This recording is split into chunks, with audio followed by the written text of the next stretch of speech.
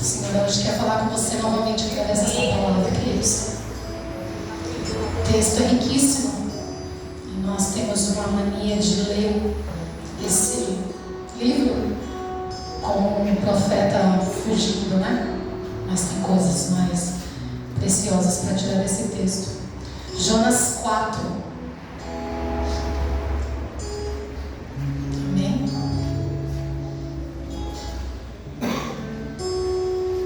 Jonas 4. Eu vou ler um pouquinho antes, no Jonas 3:10, só para vocês entenderem o contexto. Jonas 3:10, aí a gente continua no 4. Amém? Vou fazer a leitura. Diz assim: tendo em vista que eles fizeram como abandonaram os seus maus caminhos, Deus se arrependeu e não os destruiu como tinha ameaçado. Jonas, porém, ficou profundamente descontente com isso e enfureceu-se. Ele orou ao Senhor: Senhor, não foi isso que eu disse quando eu estava na minha casa? Foi por isso que me passei a fugir para Tarsis. Eu sabia que tu eras Deus misericordioso, compassivo, muito paciente, cheio de amor, e que promete castigar, mas depois se arrepende. Agora, Senhor, tira a minha vida, eu imploro, porque para mim é melhor morrer do que viver. O Senhor lhe respondeu: você tem alguma razão para essa fúria? Jonas saiu e se assentou num lugar ao leste da cidade, e ali construiu para si um abrigo. Sentou-se à sua sombra e esperou para ver o que aconteceria na cidade. Então o Senhor Deus fez crescer uma planta sobre Jonas, para dar sombra à sua cabeça e livrá-lo do calor, o que deu grande alegria a Jonas. Mas na madrugada do dia seguinte, Deus mandou uma lagarta atacar a planta e ela secou-se. Ao nascer do sol, Deus trouxe também o vento do oriente, muito quente, e o sol bateu em sua cabeça, ao ponto dele quase desmaiar. Com isso ele desejou morrer e disse: para mim seria melhor morrer do que viver. Mas Deus disse a Jonas: você tem alguma razão para estar tão furioso por causa de uma planta? Respondeu ele: sim, tenho. Eu estou furioso a ponto de querer morrer. Mas o Senhor disse: você tem pena de uma planta, que embora não tenha podado, não tenha feito crescer, ela nasceu uma noite, e na noite mesmo, na outra noite morreu. Contudo, Nínive tem mais de 120.000 pessoas que não sabem distinguir mão direita da esquerda, além de muitos rebanhos. Não deveria eu ter pena de uma grande cidade? Pode se assentar. Amém. Amém? Que palavra, irmãos. O livro de Jonas nós conhecemos muito. No meio cristão é um livro que nós conhecemos porque a história de Jonas foi propagada como fujão. Jonas, um homem profeta, que o Senhor levantou para profetizar num tempo. E esse homem foi convocado, foi chamado para levar uma palavra. E é esse mesmo profeta que é anunciado também em 2 Reis. Esse homem é falado também em 2 Reis 14:25, quando Deus pede para ele para levar uma palavra para o povo de Israel, para Jeroboão II. Ele chama ele e fala: olha, vai lá e leva uma palavra para esse povo. Diz a eles que eles vão à guerra contra os sírios, mas nessa guerra eles vão vencer. E vencendo essa guerra, eles vão alargar suas tendas. Eles vão conseguir alargar a tenda, aquele lugar ao qual o Senhor tem para a vida deles.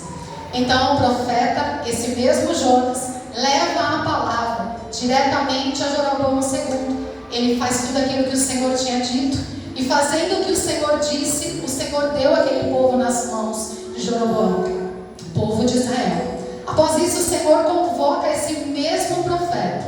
Ele fala: agora você tem que levar uma palavra para os ninivitas, terra de Nínive. E esse profeta, quando Deus pede para que ele vá, ele quer fugir, ele quer correr, porque ele achava que aquela cidade, uma cidade de Nínive, Nínive, a capital da Assíria, que os assírios não poderiam ser alcançados por esse amor, como ele mesmo disse.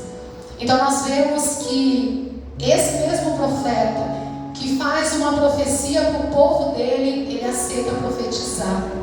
Nós vemos que esse mesmo profeta, quando é levantado por Deus, chamado por ele para levar uma palavra, aquele povo que estava se prostituindo, aquele povo que estava se perdendo, mas que o Senhor havia realmente um amor, porque o Senhor diz na palavra dele que ele quer salvar a todos. Então o Senhor fala, vai lá e leva uma palavra, mas muitos não conhecem quem eram esses nínives, quem eram esses assírios, quem era esse povo.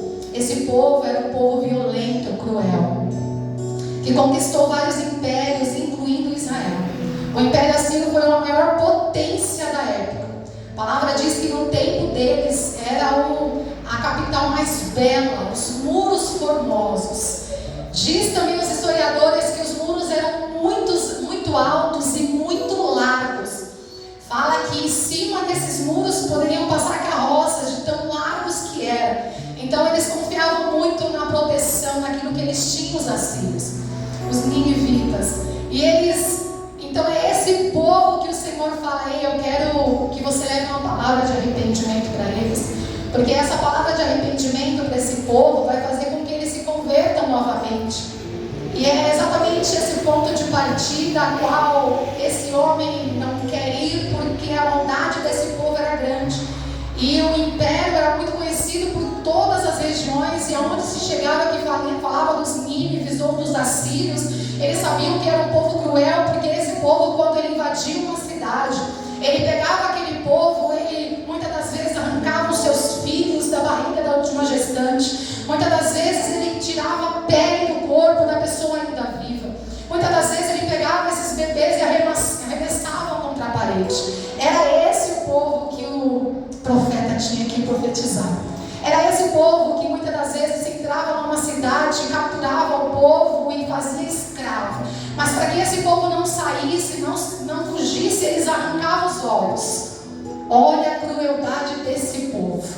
E é esse povo que o Senhor diz, eu quero que você vá lá falar para eles que há um amor para a vida deles. Aleluia. Mas esse profeta fala, para esse povo eu não vou. O que esse povo, o que ele faz? No capítulo 1, esse livro é bem pequeno, são 4 capítulos. Nós lemos o 4. Mas no capítulo 1, ele foge para Tarsis. Lá era uma cidade portuária, a qual ele queria, na verdade, fugir. Porque ele falou, esse povo eu não prego. E no meio dessa correria de Jonas, para que esse povo não fosse, não ouvisse a palavra do Senhor, porque ele sabendo que se ele profetizasse, se ele falasse com eles, eles iriam se arrepender, e se arrependendo teriam também o amor de Deus. Ele foge. Fugindo, ele entra num barco, compra sua passagem, vai sentido Tarsis.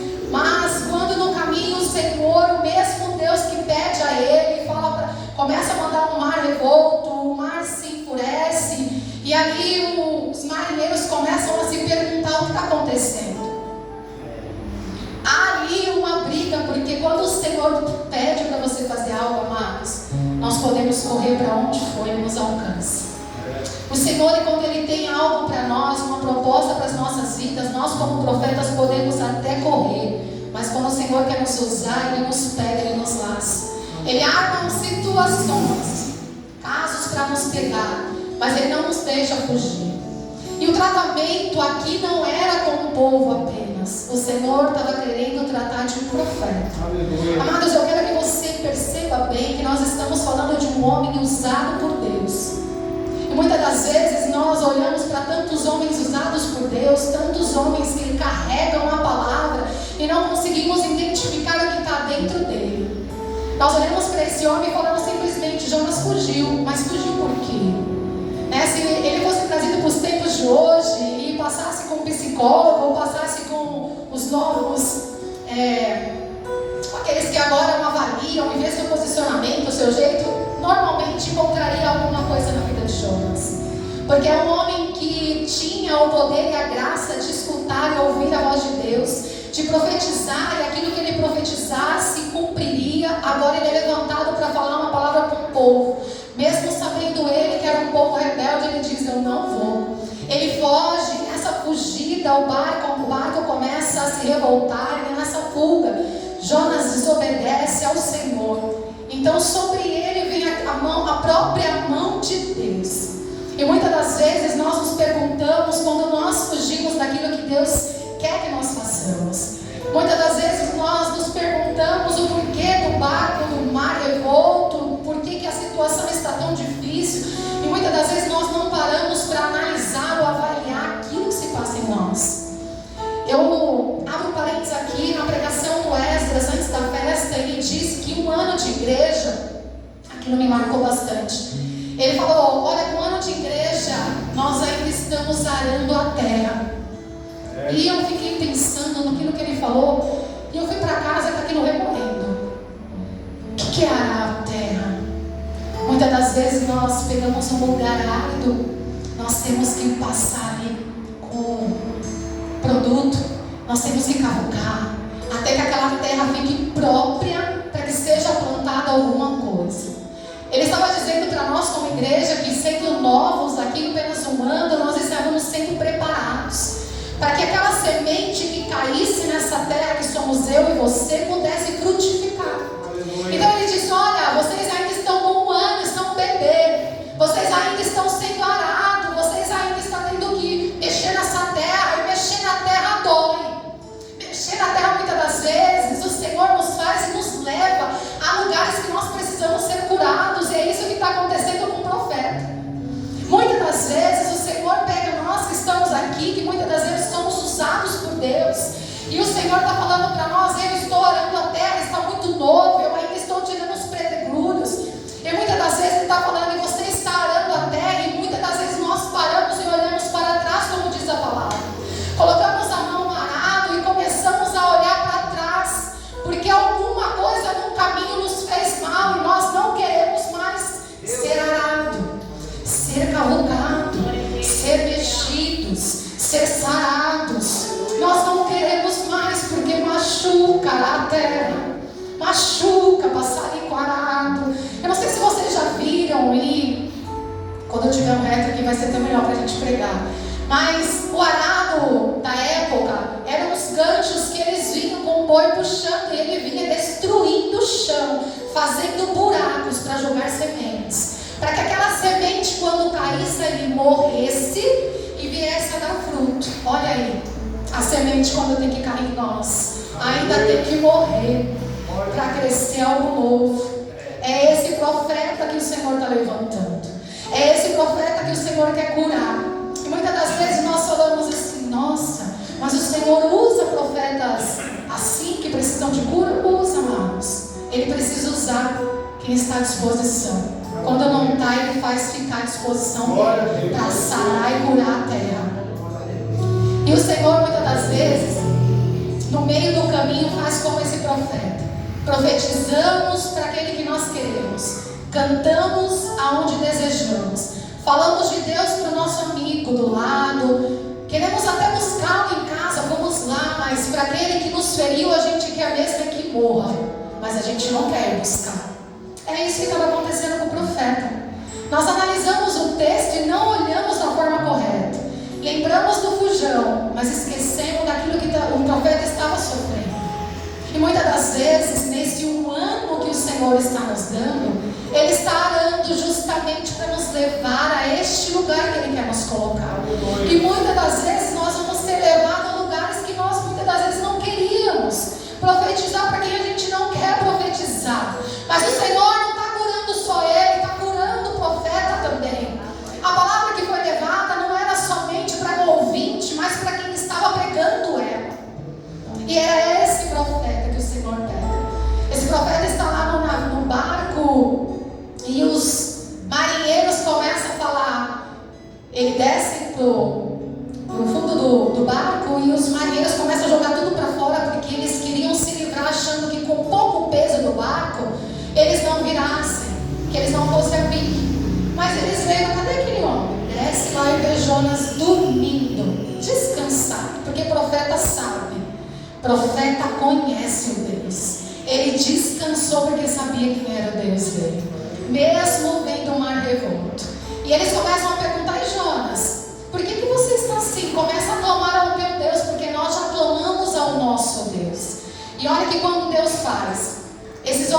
criam em outros deuses. Mas o Senhor permite com que Jonas entre nesse barco. E nesse barco começa então a ir a pique. Todo mundo com medo, o mar revolto, ele desce e chama Jonas. Então Jonas, quando começa a dizer que estava fugindo do Deus hebreu, eles na hora reconhecem por que aquele barco está daquele jeito. Eles conheciam o Deus dos hebreus, eles conheciam o Deus de Israel. E ele começa naquele momento a falar para Jonas, clama ele. Jonas falou assim, só tem um jeito, você vai ter que me lançar no mar, tudo isso se acaba. E olha que interessante, esses homens com medo de jogar o homem para fora do barco, porque sabiam o poder das mãos de Deus, eles começam então a falar, não Jonas, vamos continuar tirando as coisas. Eles tentam mais uma vez e não conseguem parar o mar.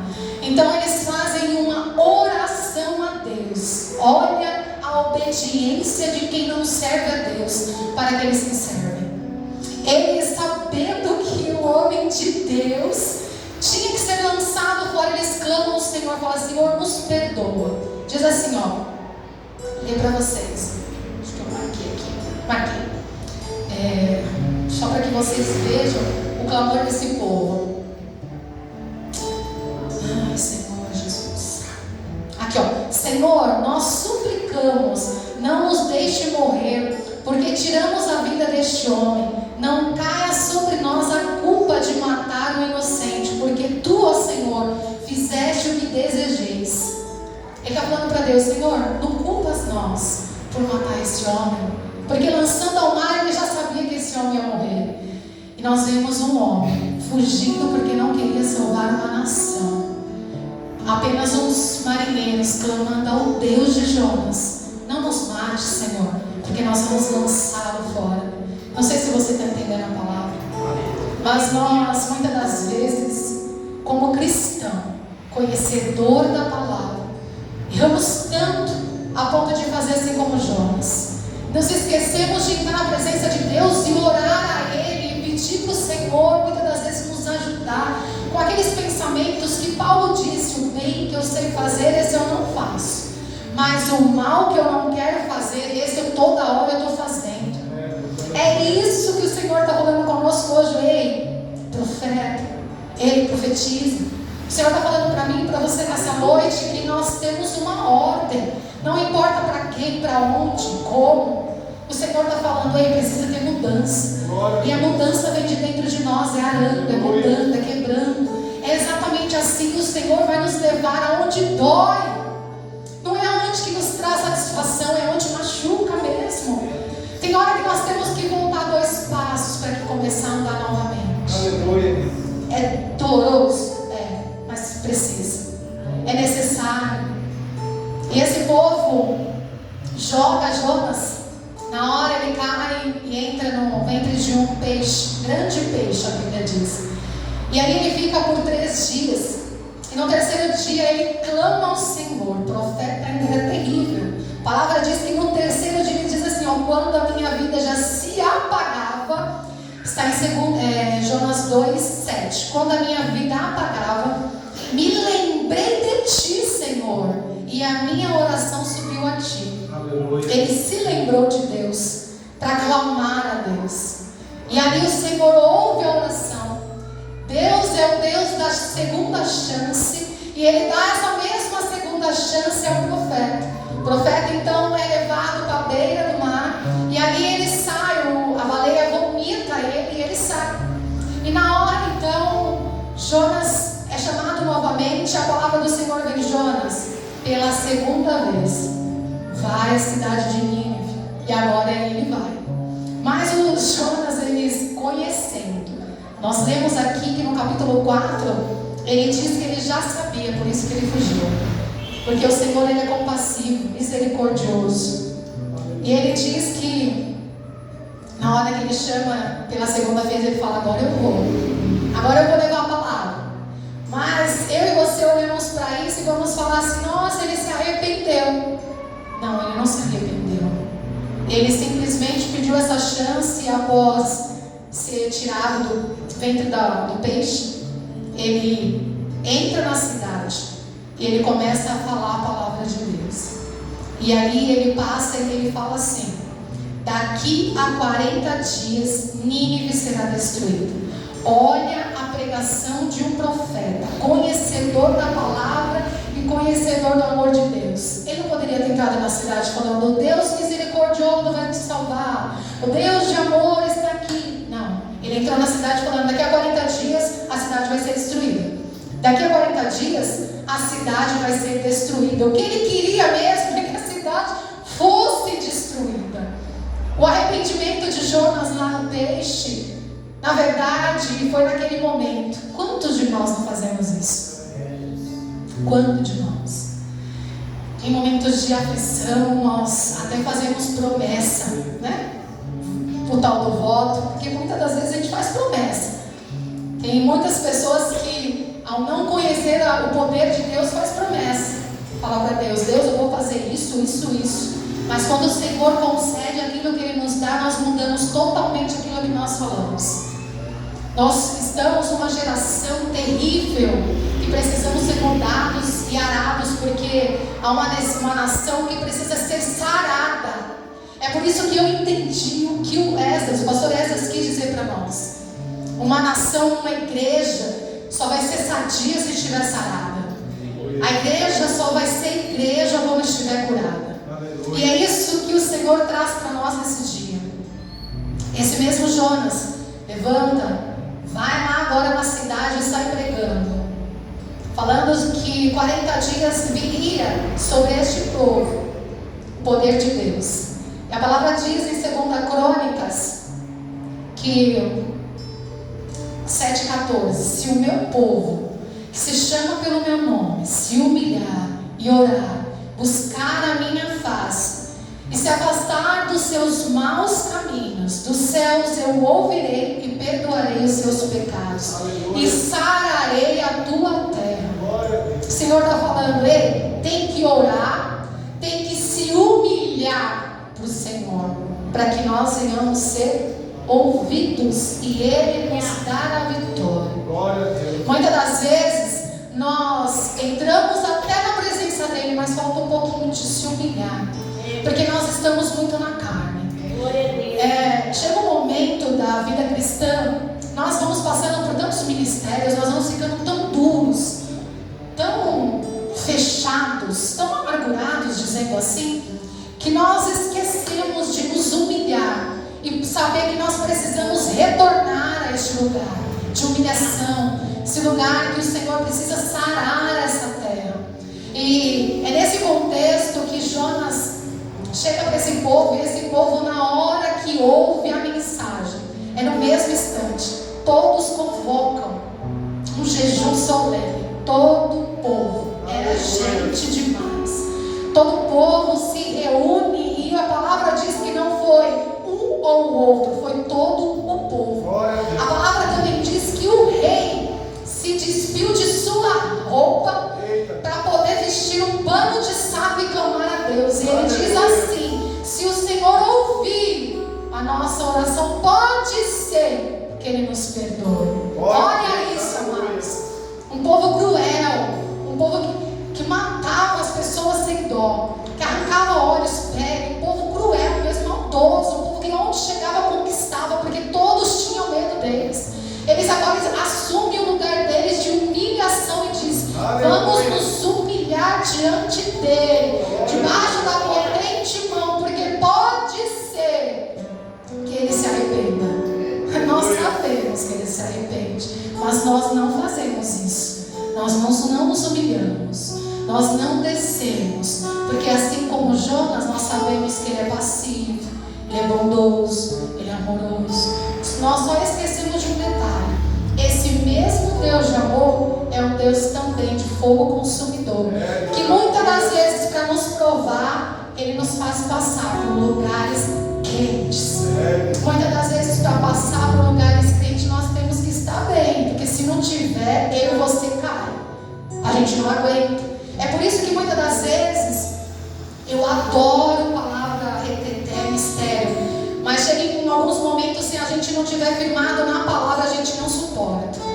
Então nós temos que viver ela, comer a palavra, entender a palavra. Porque, de fato e de verdade, nós somos assim como Jonas.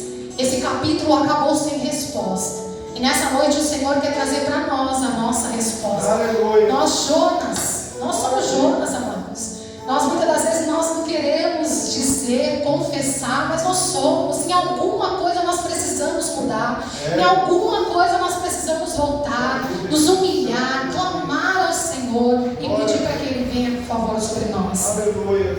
Esse povo convoca um jejum. E sobre esse povo, esse clamor desse povo, o Senhor revoga aquilo que tinha dito. Como diz aqui no finalzinho, como eu li, Ele ouviu e viu. O Senhor observou, falou: nossa, eles voltaram atrás, então também volta atrás. Não amaldiçoou mais esse povo. E aí neste momento o profeta, com raiva, irado, olha aí, o arrependimento dele passou. Ele sobe, a palavra diz assim: Jonas, porém, ficou profundamente descontente e enfureceu-se. Ele orou ao Senhor, ele falou com o Senhor que ele era compassivo e que sabia. Depois disso o Senhor diz a ele: por que está assim? Tem alguma razão dessa fúria? O Senhor pergunta para mim e para você nessa noite: tem alguma razão dessa sua fúria? Tem alguma razão disso que você está vivendo? Tem alguma razão para você estar tão abatido assim? Tem alguma razão, Jonas? E Jonas, ele não responde ao Senhor. A palavra diz: Jonas saiu e foi sentar-se a um lugar ao leste. Ele não respondeu ao Senhor. Agora aqui, muitas das vezes, quem se cala é Deus para nós. Aqui quem se calou foi o profeta para Deus. Não respondeu coisa alguma. Ele virou-se e subiu para o monte. Sabe para quê? Para ficar olhando o que Deus iria fazer. Porque ele sabia que Deus era compassivo, mas ele pensou com ele: eu acredito, observando o texto, quem sabe Deus se arrepende e mata todo mundo. Quem sabe eu vindo para cá, fazendo um biquinho, o Senhor não vai lá e aperta esse povo. Quem sabe eu sou o profeta, o Senhor me ama muito, o Senhor vai me buscar lá no peixe, eu sou o bom, o Senhor não vai matar todo mundo por causa de mim. Mas o Senhor não vai fazer isso, nem por mim, nem por você. Porque a palavra do Senhor diz assim, eu quero que você preste bem atenção para que guarde no seu coração. Jeremias 18, 7 e 10. Se em algum momento eu decretar que uma nação ou um reino seja arrancado, destruído, destroçado, e se essa nação que eu adverti converter-se da sua perversidade, então eu me arrependerei e não trarei mais sobre ela a desgraça que tinha planejado. E se noutra ocasião eu decretar que uma nação ou um reino seja edificado, plantado, e se fizer algo que eu desaprovo, eu não me obedecer, então me arrependerei do que eu pretendia fazer em favor dele. Sabe o que o Senhor está falando para mim e para você? Se Ele manda um decreto para uma vida e ela se arrepende, ela volta para o Senhor, pede perdão e fala: Senhor, me arrependo de todo o meu coração. O Senhor retoma aquele decreto e não põe mais sobre a vida dele. Mas o Senhor também está dizendo aqui que Ele dá para nós, para os obedientes, para aqueles que estão na presença dele, Ele também declara para nós um decreto de bênção sobre as nossas vidas. Mas se em algum momento eu e você que estamos com essa bênção em nossas mãos, por algum momento se desviar, desobedecer, sair da vontade dele, não cumprir o que ele quer, ele falou que também revoga aquilo que ele prometeu para nós. Já tinha lido isso, amados? Se tinha lido, alguém esqueceu. Porque muitas das vezes nós temos promessa e as promessas ficam tardias de chegar e nós não sabemos o porquê. E aí nós muitas das vezes precisamos avaliar: será que ainda precisa alguma coisa aqui ser mudada? Será que nós precisamos ainda de alguma coisa para receber isso que o Senhor já decretou? Será que nós não precisamos voltar lá atrás, que seja no primeiro amor? Será que nós não temos que novamente nos humilhar debaixo da potente mão e buscar a face dele até que ele venha sobre as nossas vidas? Nós vemos também que em Isaías 43 diz: ainda antes que houvesse dia, eu sou, e não há quem possa fugir de mim. Agindo o Senhor, quem impedirá? Aleluia. Não há quem impeça o agir de Deus. E é nessas horas que nós observamos, porque quando o Senhor decretou, não havia quem pudesse fazer alguma coisa contra, mas quando o povo se arrependeu de todo o seu coração, o Senhor também tirou sobre eles aquilo que havia decretado. Para nossas vidas hoje o Senhor está falando: ei, ainda antes que houvesse dia, eu sou. E não há o que você possa fazer para impedir o meu agir. Se o Senhor falou que vai agir na tua vida, Ele vai agir na tua vida. Não há ninguém que impeça. Se há um profeta que tem que ir para a tua vida, o Senhor vai levar para falar com você, para mudar o seu coração. Mas o Senhor vai cumprir aquilo que Ele prometeu para nós. E nós vimos que sair da presença de Deus, fugir dele, para nós que somos cristãos, não tem mágico. Nós sentimos falta. Jeremias diz que ele tentou por diversas vezes sair da presença de Deus, mas todas as vezes que ele tentava sair, havia um fogo dentro dele que trazia ele novamente para a presença de Deus. É assim que o Senhor age conosco. Muitas das vezes a gente até tenta, a gente até se aborrece, a gente se entristece, mas há um fogo maior que vem dentro de nós, que nós relevamos e falamos: não tem como sair da presença desse Deus.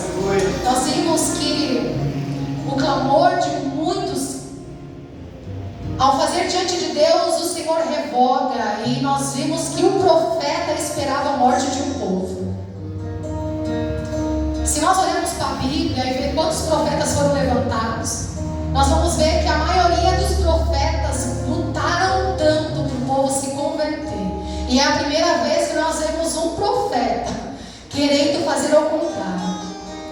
Todos os profetas levantados por Deus, vou citar um: Moisés. O povo estava revoltado, o povo estava murmurando porque não era aquilo que ele estava querendo comer, e a ira do Senhor se acende. Você sabe o que Moisés faz? Quando a ira do Senhor vem sobre aquele povo e o fogo do Senhor cai, Moisés vai à presença de Deus e clama: Senhor, tira essa ira. O que vão falar de ti? Deus misericordioso, agora jogando uma ira sobre o povo. E o Senhor revoga. Olha a diferença desse profeta, desse homem levantado por Deus. Ele queria que a nação entrasse no coração de Deus, e que aquela ira que tinha se acendido fosse apagada. Nós vemos tantos outros clamando no Egito, nós vemos tantos outros clamando e pedindo a Deus para que o Senhor faça um milagre no povo. Nós vemos Jeremias mesmo, Isaías, quantos outros não oraram pedindo para Deus, porque o povo se revoltava, o povo se desviava, e esses profetas que eram levantados, todos eles clamavam, pedindo por misericórdia, para que o povo não fosse destruído. Esse profeta não. Esse profeta queria que esse povo fosse destruído. Esse profeta, ele queria que esse povo fosse engolido.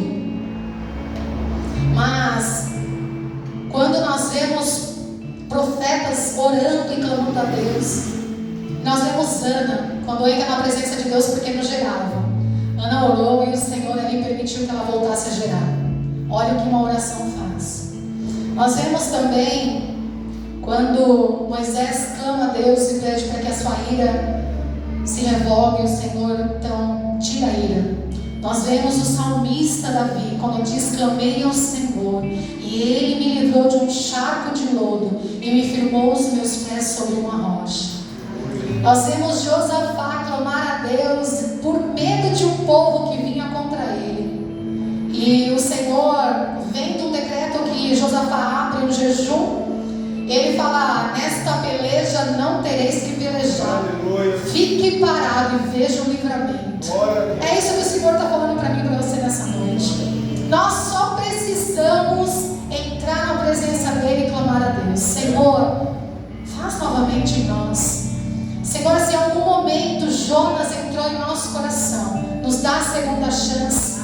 Assim como o Senhor fez com o profeta, o Senhor também está querendo fazer conosco hoje. O Senhor não tem prazer na alma que se perde, pelo contrário, Ele quer que nós estejamos sempre na presença dEle. O amor de Deus, o zelo de Deus para as nossas vidas é muito grande, e Ele quer que nós venhamos entrar na presença dEle.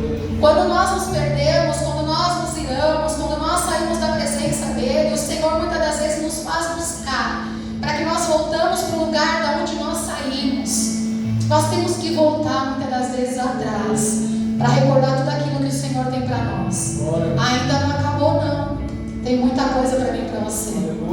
Nós apenas estamos começando. E muitas das vezes nós passamos por algumas adversidades dentro do nosso lar, no nosso trabalho, na nossa família, no nosso ministério.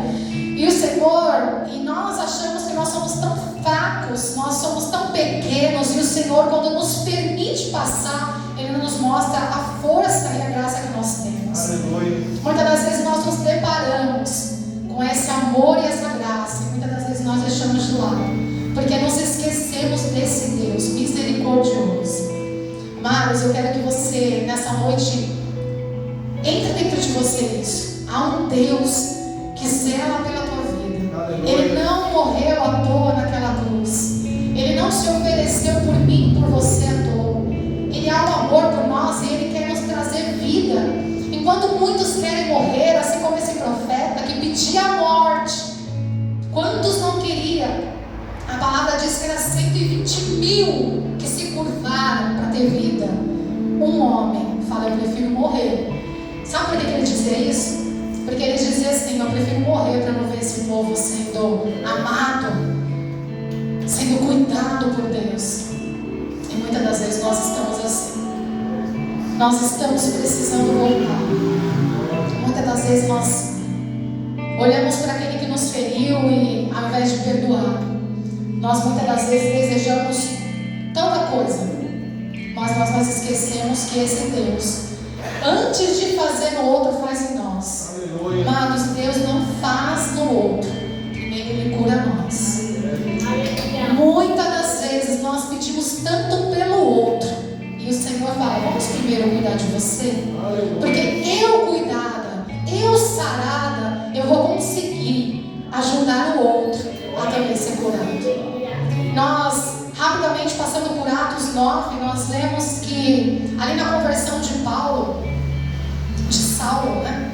Nós vemos que o Senhor vai a um profeta chamado Ananias, e ele fala assim para esse profeta: olha, vai à rua direita, eu preciso que você vá até lá, porque eu quero usar você para curar Saulo. Na hora que esse profeta ouve falar que era Saulo, ele já faz uma indagação ao Senhor: mas Senhor, estão dizendo por aí que esse homem veio com cartas para matar o teu povo. Porque Paulo era o perseguidor da igreja. Saulo, ele era o perseguidor da igreja. Ele queria matar aqueles que adoravam a Deus. E é esse homem, no caminho que ele está indo para justamente pegar esse povo, com cartas, ele ouve falar: o Senhor quer fazer uma obra nele, mas o Senhor chama este profeta: Ananias, vai lá, que eu quero usar você para curar esse homem. E muitas das vezes nós estamos como Paulo, cegos, precisando ser curados as nossas visões, precisando novamente voltar a enxergar com os olhos de Deus. Porque a palavra do Senhor diz que a luz do nosso corpo é os nossos olhos. E também nós muitas das vezes nos pegamos como Ananias. Muitas das vezes nós ouvimos falar muito do outro, mas nós não conhecemos.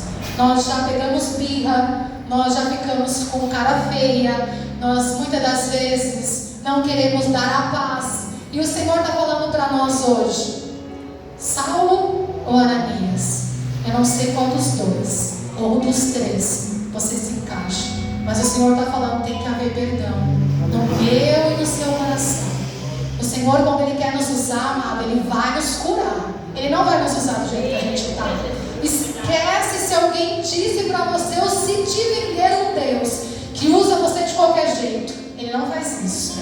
Mesmo que no caminho e na caminhada o Senhor vai te tratando, o Senhor vai te moendo, o Senhor vai te sarando, o Senhor vai te curando, mas que Ele vai te usar, Ele vai. É isso que Ele fez com Ananias. E Ananias, na hora, então, vai lá, põe as mãos sobre Paulo e ele é curado.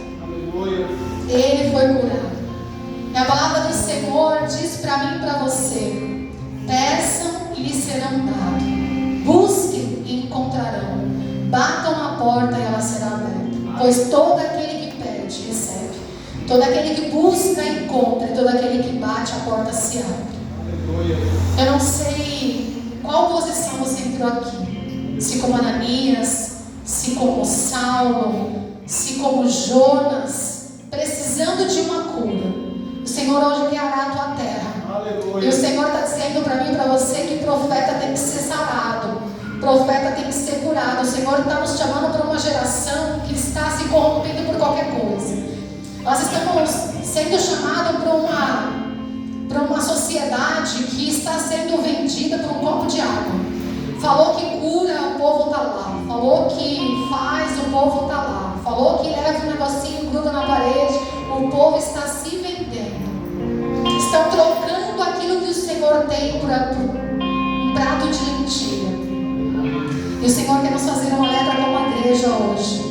O Senhor quer falar para mim e para você.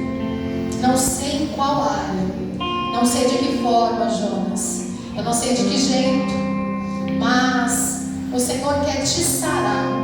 Porque dentro da tua casa, dentro do teu ministério, dentro da tua família, existem pessoas que precisam ser curadas, precisam ser restauradas. Muitas das vezes nós falamos para Deus, usa o outro, Senhor, e o Senhor está falando, eu quero você. Foi você que eu levantei para este tempo, neste lugar. E muitas das vezes nós não queremos pregar dentro da nossa casa, porque dizem que pregando dentro da nossa casa eles não dão honra.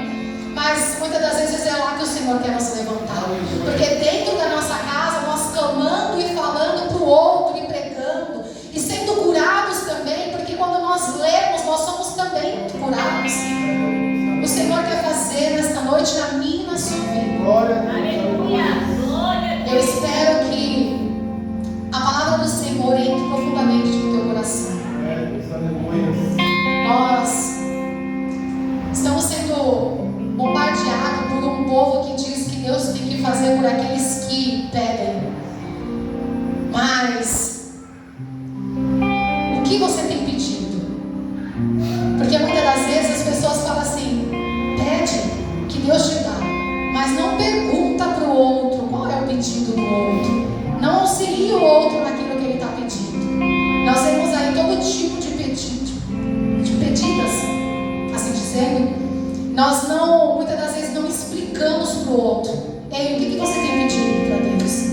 O que tem sido a sua prioridade diante de Deus? Porque tem coisas que o Senhor não vai dar para este momento. Porque neste momento o Senhor tem que te sarar. E aí você vai a algum lugar e fala assim, olha, Deus vai ter que fazer. Deus ele vai fazer na sua vida.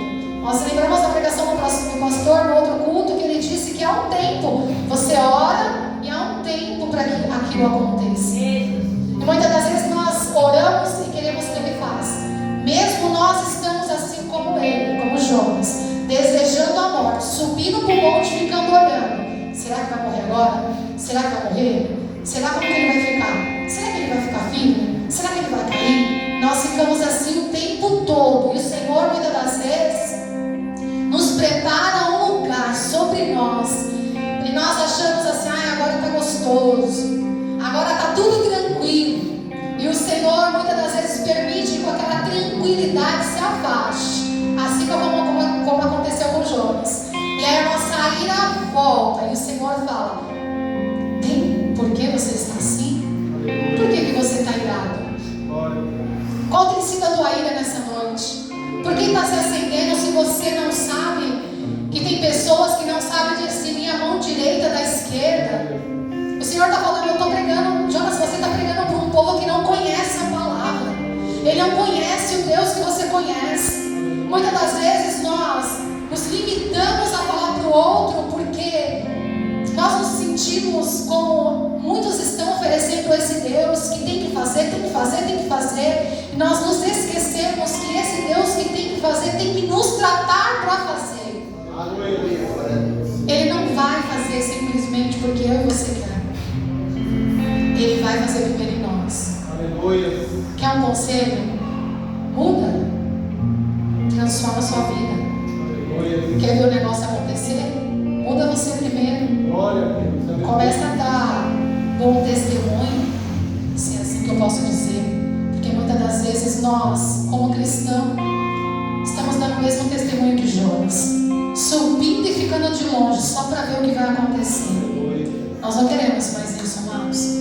O Senhor está nos chamando para fazer algo novo. E para fazer coisas novas, o Senhor precisa nos preparar. E essa coisa nova, o Senhor não quer fazer só em você. Muitas das vezes as pessoas acham que é só delas, mas o Senhor não quer fazer só em você. O Senhor muitas das vezes Ele transporta, faz em nós para chegar no outro. O Senhor quer nos entregar coisas grandes, mas para essas coisas grandes chegarem em nossas mãos, nós precisamos estar curados.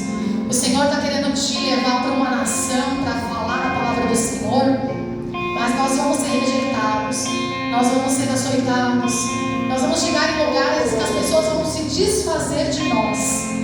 Muitas das vezes vão olhar e falar assim: é ela que vai pregar? É ela. Mas o Senhor muitas das vezes tem a palavra na boca dela.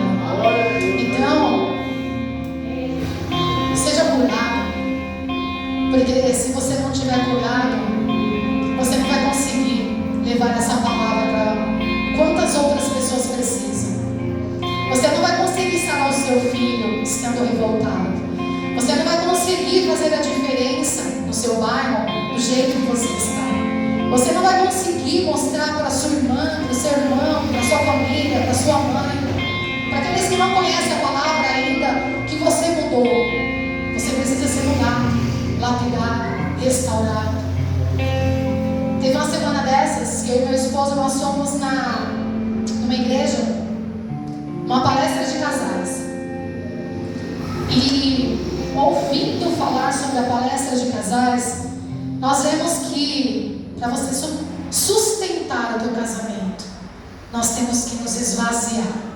Se esvaziar do quê? De nós. Porque muitas das vezes nós como mulheres, estou falando para nós mulheres, estamos muito cheias de nós. Esquecemos um pouco de se esvaziar. E muitas das vezes, assim também é o homem. Ele precisa também renunciar a algumas coisas para que a casa dele vá bem. E muitas das vezes o homem não quer renunciar, ele quer o casamento. E às vezes a mulher pede coisas tão simples e ele não quer fazer. O que eu quero ministrar no seu coração com isso? Assim não é só no seu relacionamento, assim em tudo, na amizade, nas pessoas que te cercam. Muitas das vezes a gente precisa estar bem para estender a mão para aquele que não está. Nós precisamos nessa noite, assim como Jonas não respondeu ao Senhor, responder hoje o que tem nos afligido. Aleluia. Eu quero pedir para você se colocar de pé. Eu quero fazer uma oração para você nessa noite. Quero que você curve a sua cabeça. Aleluia. Coloque a mão no seu coração.